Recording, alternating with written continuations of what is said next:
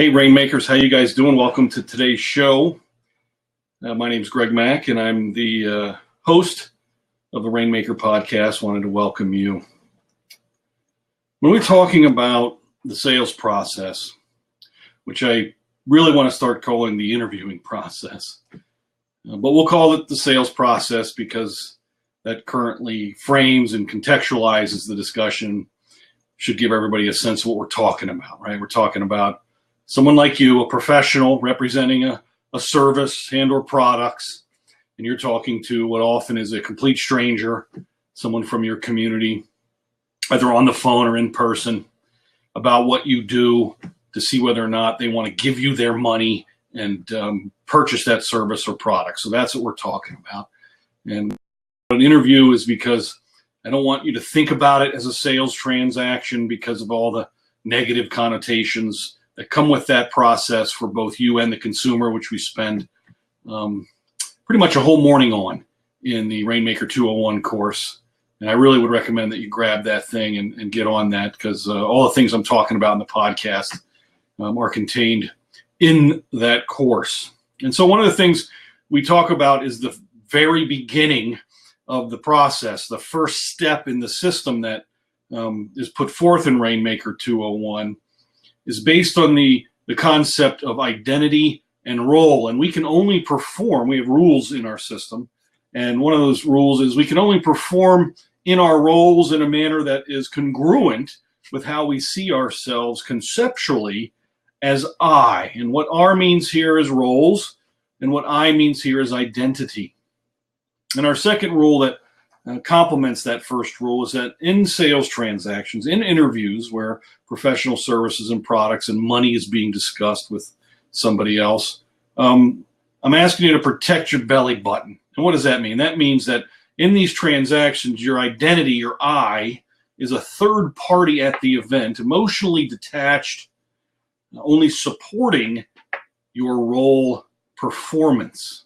And so there's a distinction being made here, and in psychology and sociology and some of the emerging research and philosophy and methodology surrounding psychological aspects of human interaction, they're looking at the concept of identity, which we refer to as the seat of self-esteem, and that our self-esteem often has a fluctuating nature, and that when things are going good and we get what we want, our self-esteem is high.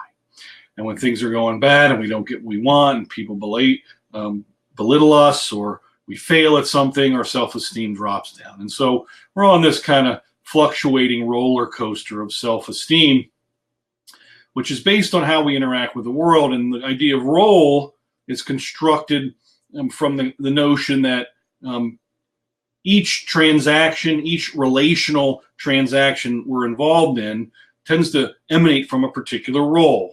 And what I'm referring to there is, for instance, I'm a husband. So I have a role as a husband with my wife, and my role performance, my husbandly duties, both formal and informal, written and not written, need to be manifest when I'm interacting with my wife. When I'm a brother, and I have two sisters and another brother, I have my role as brother, and that has a specific frame and context, and I communicate with my siblings and interact with them based on that role. So that gives you two examples of the idea of role. In this case, one of your role responsibilities professionally is health coach, right? And that has a set of role responsibilities in terms of being on time and being enthusiastic and being prepared and leading and coaching your clients and all the things that go with that role. Well, one of your roles that we're trying to get folks to embrace is this role of salesperson, right?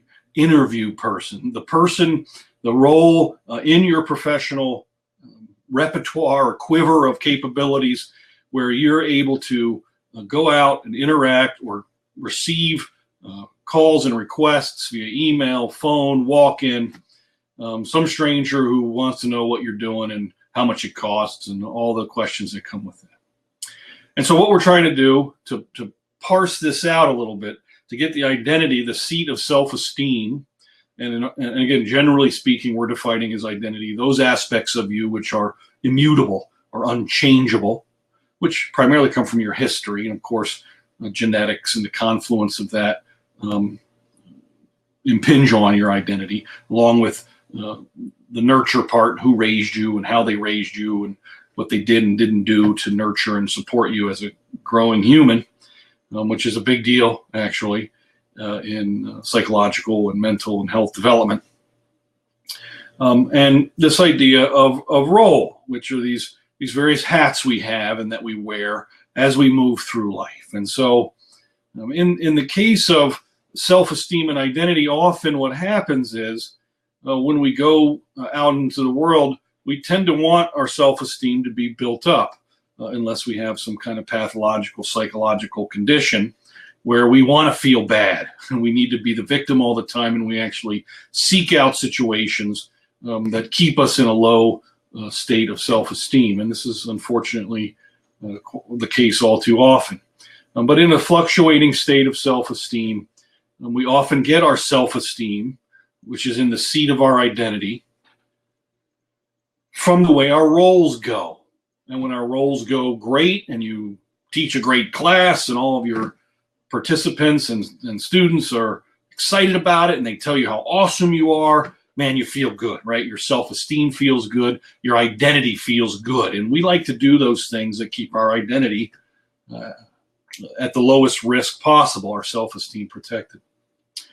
Well, for whatever reason, the sales process, interviewing, talking to strangers, going out into your community, getting outside of your gym, and going out and meeting people and taking phone calls, and this somehow is this high-risk event for the identity, for the self-esteem often. For some people, not. Some people just love it, and it's like water off a duck's back for them. They got no problem talking to strangers, meeting people, and if it goes great, they're happy. If it doesn't go great, they're happy anyway.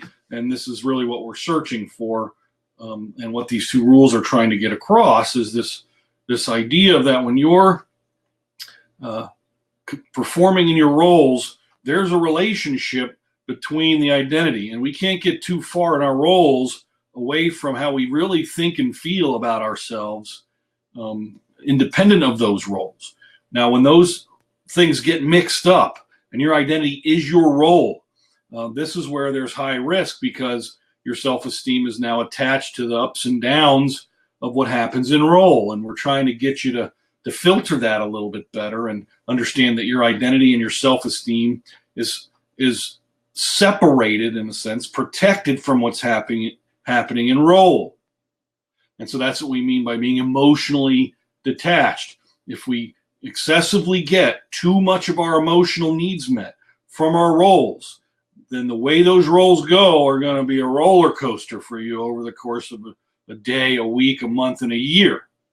And then you'll start to realize those situations that are high risk for you against your identity and self-esteem, and you won't do them. You just won't do them. And so you'll avoid and rationalize and duck and jive as much as you possibly can to avoid the potential risk that you feel exists in some of your role responsibilities. And in the case of selling, what do you think that is? It's rejection. No human likes rejection. And when people don't respond to us in a favorable, positive way, we don't like it and we feel rejected. And if our self-esteem is based on other people's response to us, which is called an external control psychology, man, it's just going to be tough. And if it's risky for you in your identity and self-esteem to go out and meet strangers and talk to people and interview them, and at the end they say no, they don't want to do anything with you, and you're just crushed in your self-esteem, you're not going to do that very often. You want to stay in your gym, in your comfort zone, and just coach. Right? I know. I get it. And so I can tell it to you. It's easy. You can hear me intellectually. You can hear me academically. Discuss this idea of, look, don't bring your self-esteem into the sales transaction and this interviewing process, so you don't have to go on this roller coaster of emotions based on what a stranger decides to do or not to hire you professionally. It's easy for me to say that. Often the very reasons for why we're so afraid, or we feel like there's so much risk in these relational transactions professionally, is at the subconscious level. And we're not even totally in touch with the real reasons why we're afraid of rejection, as if you're being rejected at some personal, deep level by the stranger who doesn't want to buy your product or service. It sounds kind of ridiculous and corny on the outside, doesn't it? Somebody you meet who you don't even hardly know, you have a conversation, and at the end they say, no, I'm not interested, and you're somehow crushed by this. This isn't fair to you or them. It doesn't do you any good to be mad at them. Doesn't do you any good to be mad at yourself.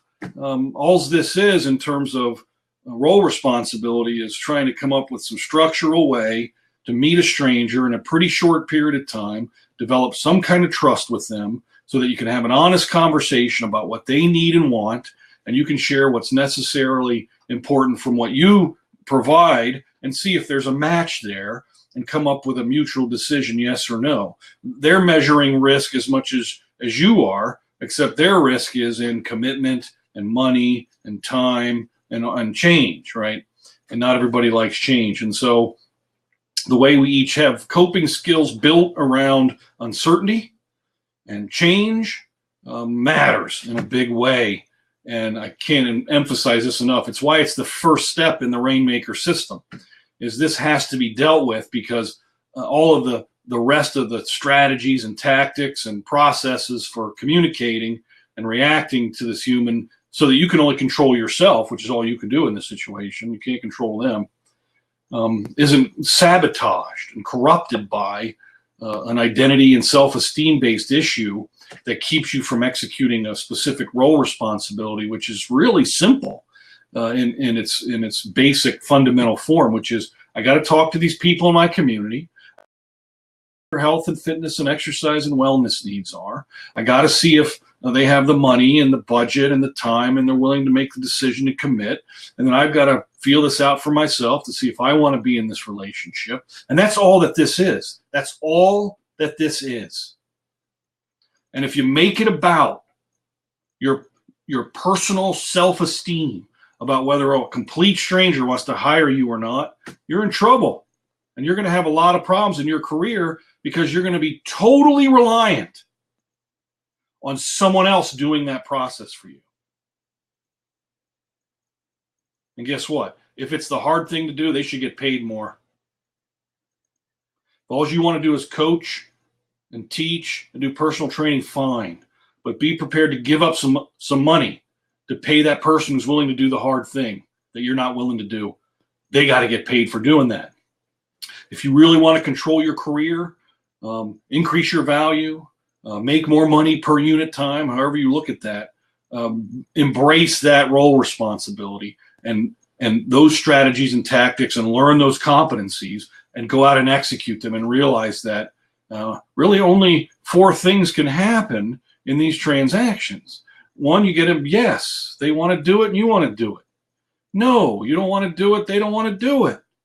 Definite future, you figured out where there's a problem and something needs to happen before a yes or a no, and so you set up a time in the future to follow up and figure out whether or not that needs to get answered, so you can get a yes or no answer. And if none of those happens, then you learn a lesson. That's it. There's no failure here. There's no personal attack.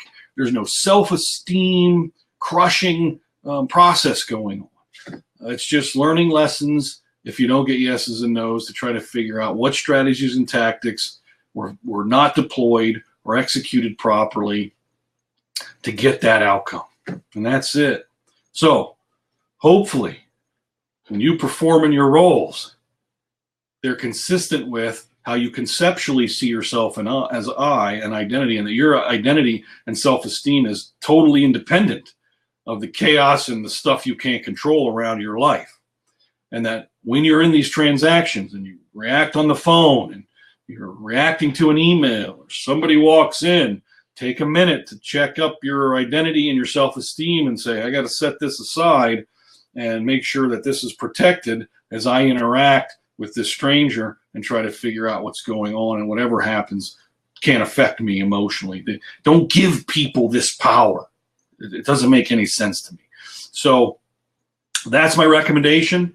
Look at your identity and your roles. Make sure that they're connected but filtered, so that you're controlling the emotional state that you're in during this transaction. Hope that helps.